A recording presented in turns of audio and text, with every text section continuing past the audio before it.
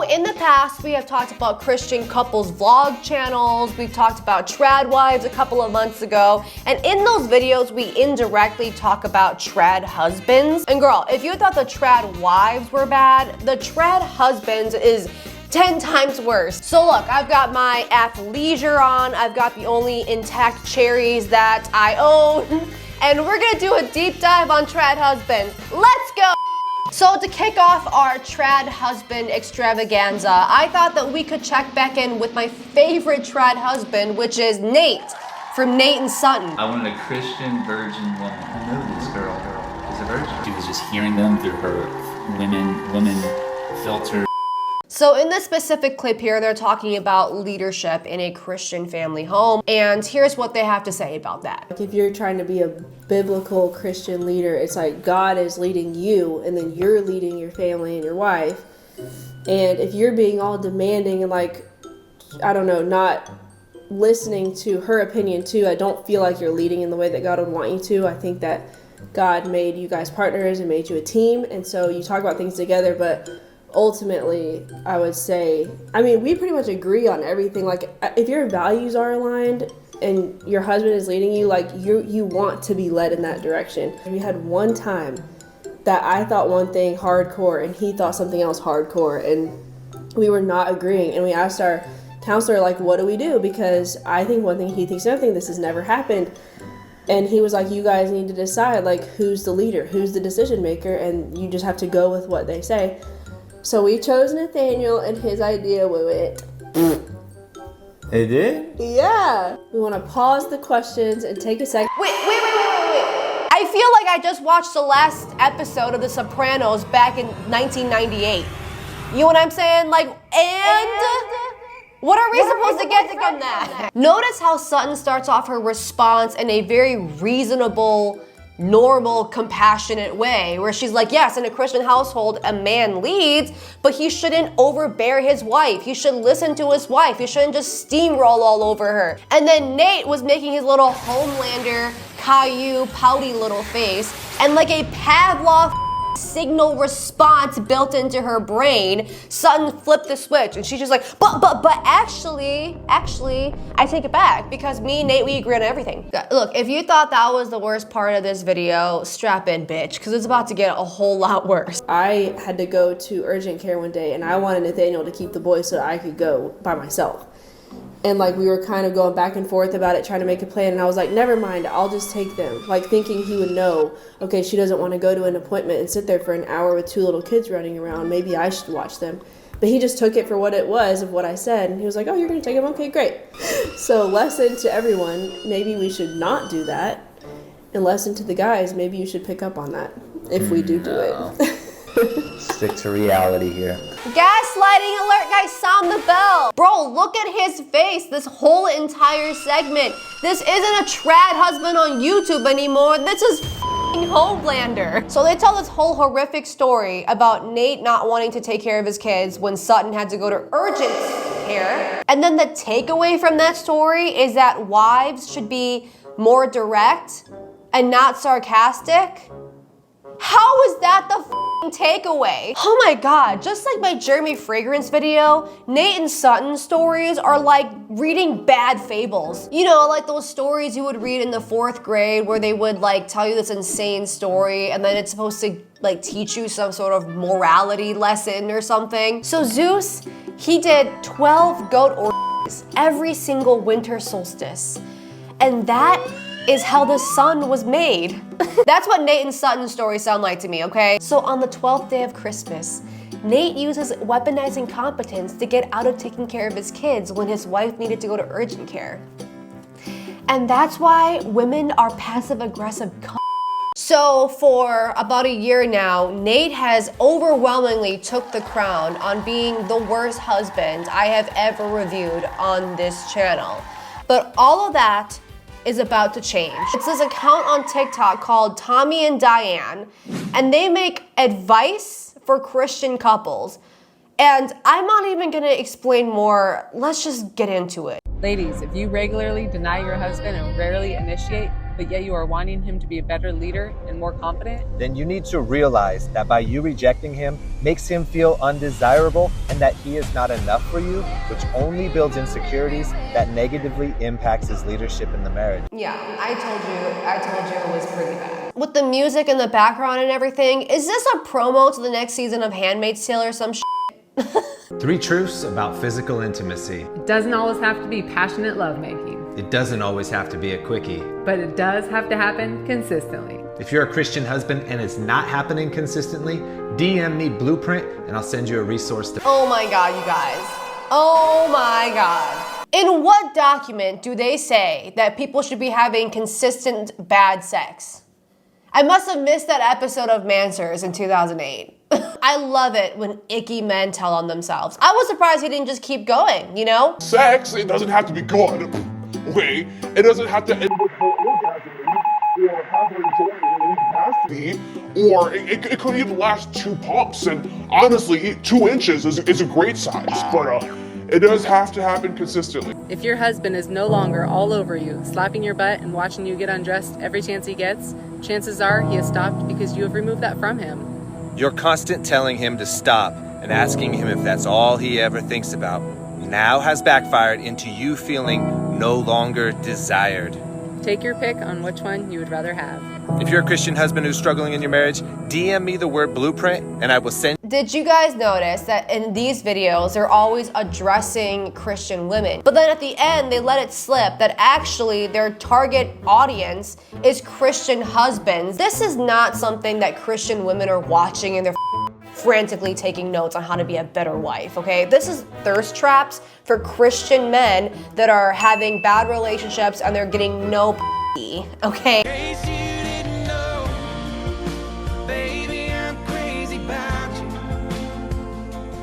Look, you gotta give it to this man, okay? I'm sure that he has found 1,000 creative ways to guilt his wife into doing for him. Men don't just desire their wives to dress like Judy Hopps and do butt stuff. They need it. It increases their investment IQ. They need to cheat on their wives with a busty 19-year-old, okay? I read the Old Testament 30 times in a row, and that's my only takeaway from that. Here's the thing though, if I was his wife, I would participate in this little game he has going on, okay? I would become sprinkle lady to whatever the he's doing right now. Christian wives need to shower their husbands in love and affection. Well, I can shower you in love and affection, but you gotta make it rain with that money first. Sprinkle. Do you give everything for your family, but it feels like no one notices? There's a weight that men carry that they don't always talk about. The long hours, silent sacrifices, the drive to provide, but the hardest. What is this ever silent about? Okay, I would love to know. His whole channel is him publicly complaining about how his wife doesn't do nearly enough for him. He's constantly complaining about every single thing he has to do, including the bare minimum. This guy is one of those people that complains when you go through like the McDonald's drive-thru and your food takes a little bit too long, so they make you park in the waiting area and they bring it out to you. This is the type of person that will complain about that. But the hardest part for a lot of men is when it feels like no one notices. It's not about needing applause. It's about needing to know their efforts matter. Men want their wives to see beyond the surface and recognize the work and love poured into the family. Yeah, you know, I feel like this is about giving your husband applause. I feel like if this guy could, he wants to be treated like a celebrity every single time they make a guest appearance on a Nickelodeon show or something. This is my impression of how he wants his wife to greet him every single time he does the bare minimum. Oh no, my husband's almost home. I gotta prepare for our animalistic Disney adult carnival cruise sex tonight. Did somebody say sex?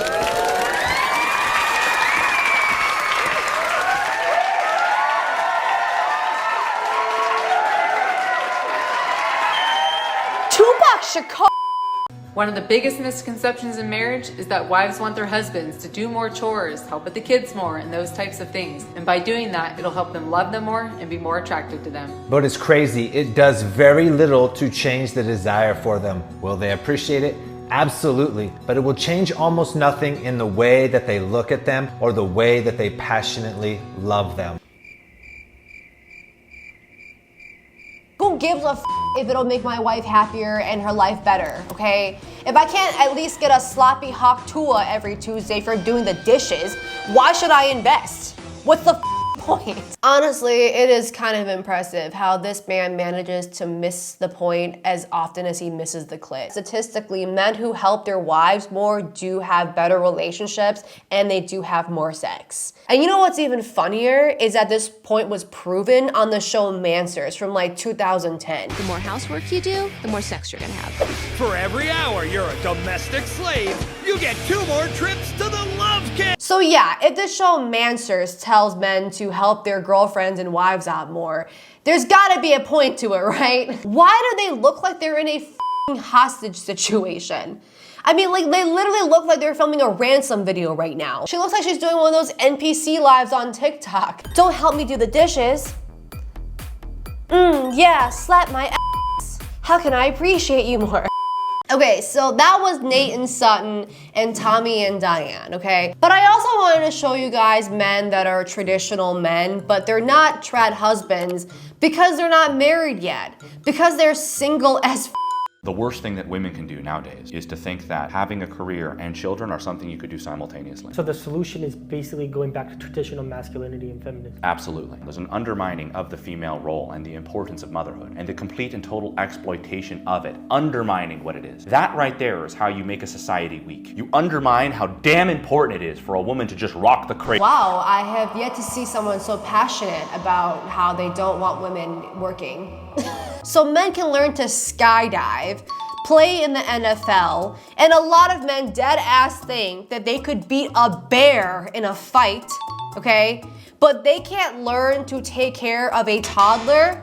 Also, in this traditional lifestyle that you guys are so f***ing obsessed with, where does it say that men should be incel podcasters? Here's my rule of thumb, okay? If you're the type of guy that talks about traditional women because you're a traditional man, you at least have to work in a steel mill, you can't have a podcast, and you have to have a bad back or at least bad knees, okay? I'm so tired of these guys that manscape 6 hours a day and put flaxseed oil in their eyebrows, telling women that they're not traditional anymore. Yet you guys are sitting here, your job is to have a podcast. Bitch. The girls that I've met are just like, they're not like real women. It's just like, oh yeah, I'm gonna go to the gym, make myself super attractive, and I'm only gonna date him if he's like good looking and wealthy. Like I live in Tampa, Florida, and there's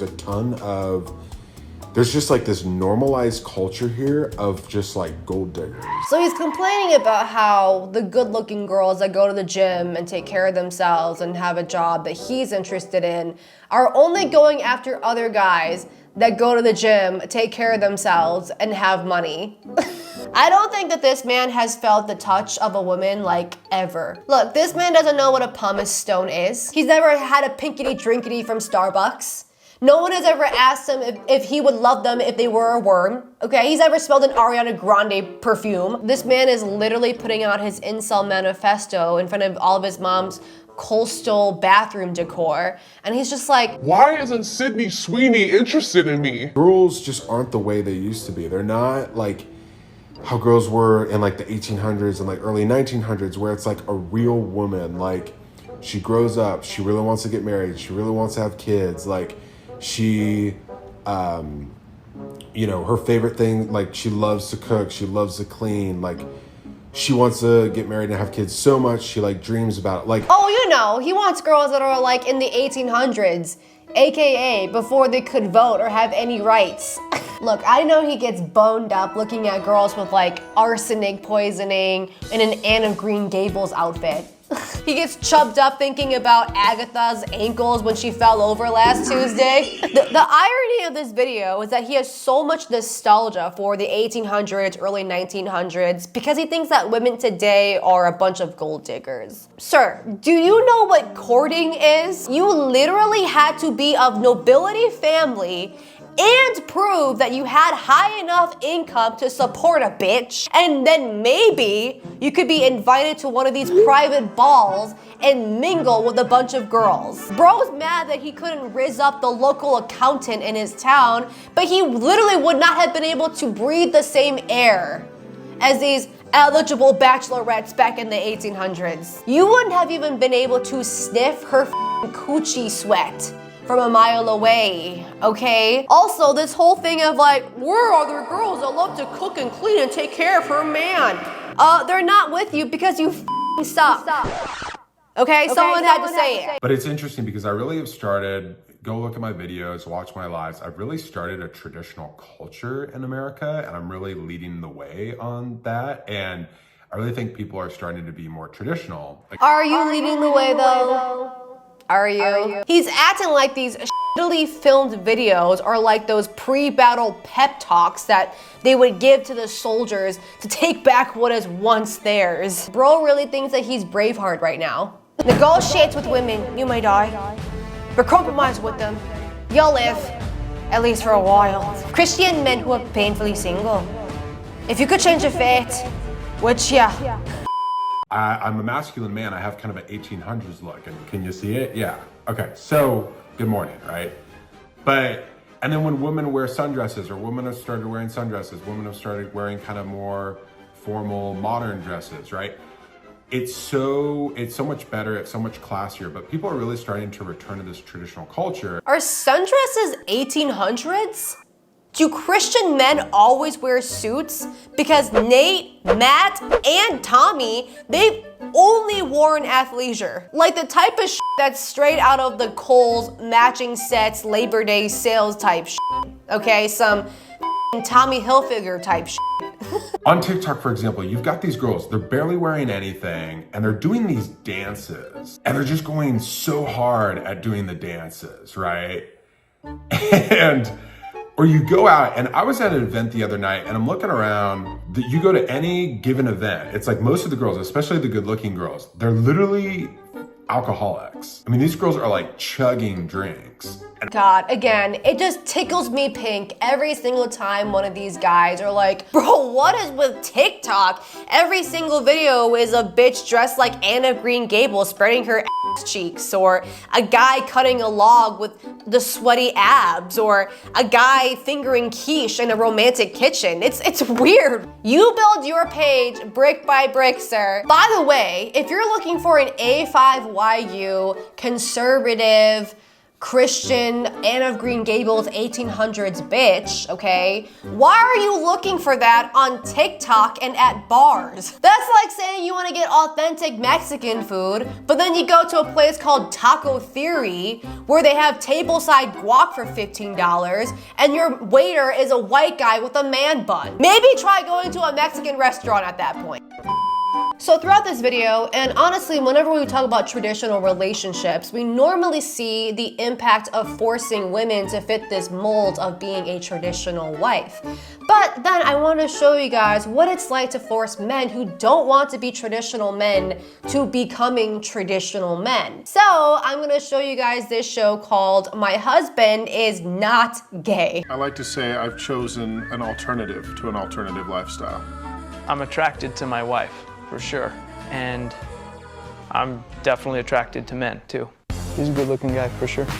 Well, I'm interested in men, I'm just not interested in men. That's clear. So are they gay or not?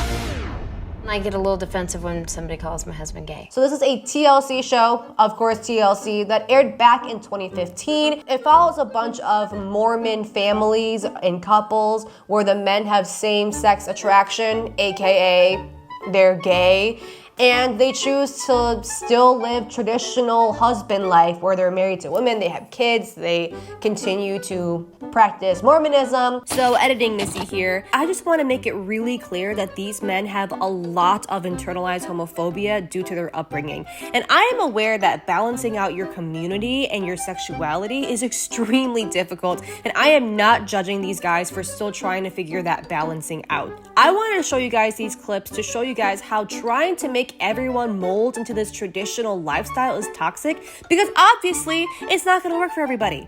Okay, let's roll the clip. I don't feel like I fit the mold of guys that are attracted to other men, other than my deep and abiding love for Broadway show tunes and the attraction to males. Those are the two things that are kind of gay about me. When I'm out with the guys, yeah, we'll look at other guys, for sure. What's the danger score?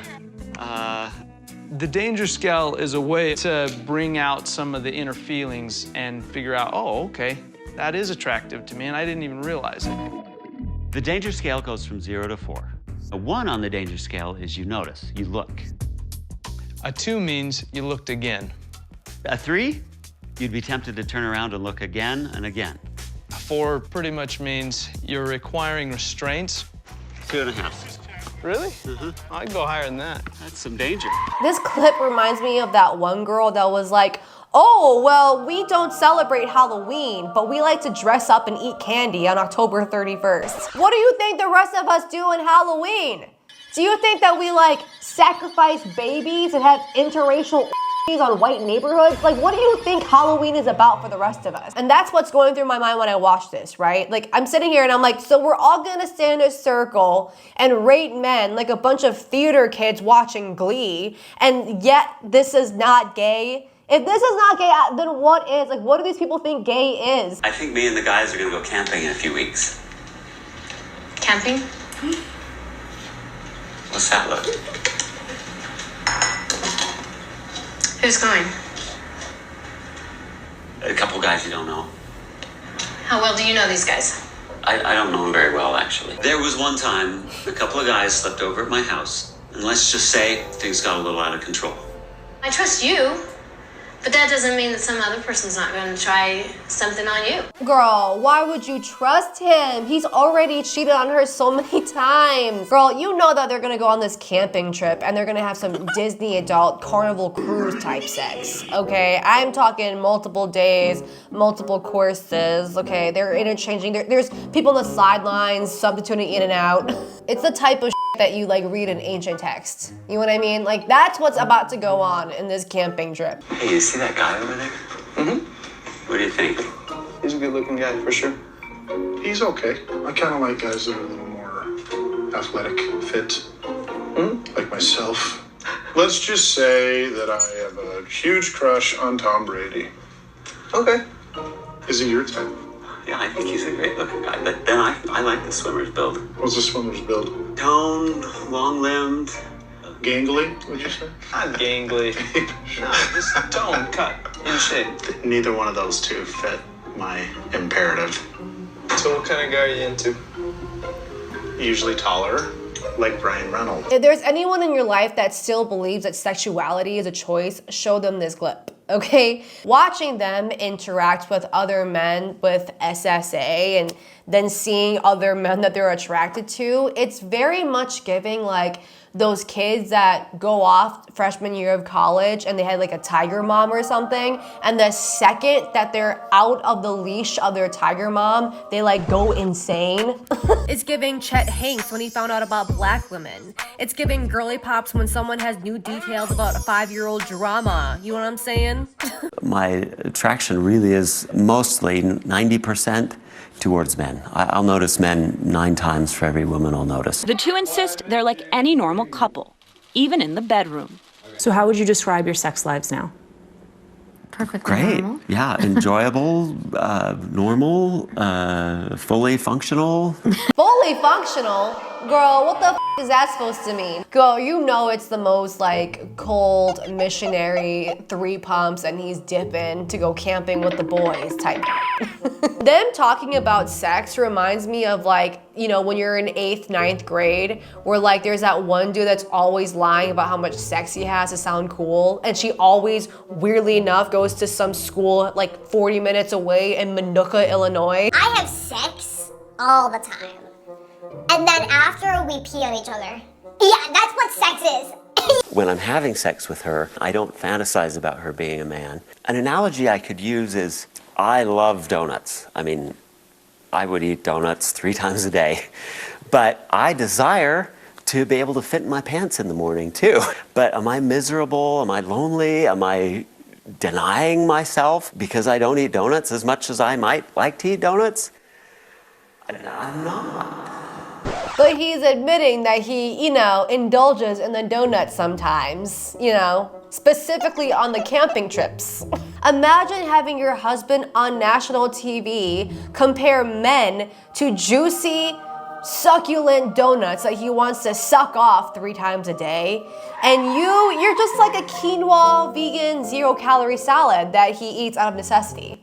I mean, we just watch a bunch of guys giggle in a circle about how hot men are, comparing notes about what type of men they prefer, like this is some Socratic seminar in an English class, talking about having orgies with men, and yet they're sitting here being like, but that's not gay, I can't possibly be gay, because gay is something else. Like, as if gay people are these big bad wolf that's gonna come to your house and eat you up. Like, what? I don't know, guys. I feel like the biggest reason why the traditional roles thing is like so toxic is because, look, if you want a beefcake daddy Ryan Reynolds, you should have a beefcake daddy Ryan Reynolds. And with that said, thank you guys so much for watching this video. Please like, share, and subscribe. Let me know your thoughts about all of this stuff in the comment section below, and I will see you in my next video.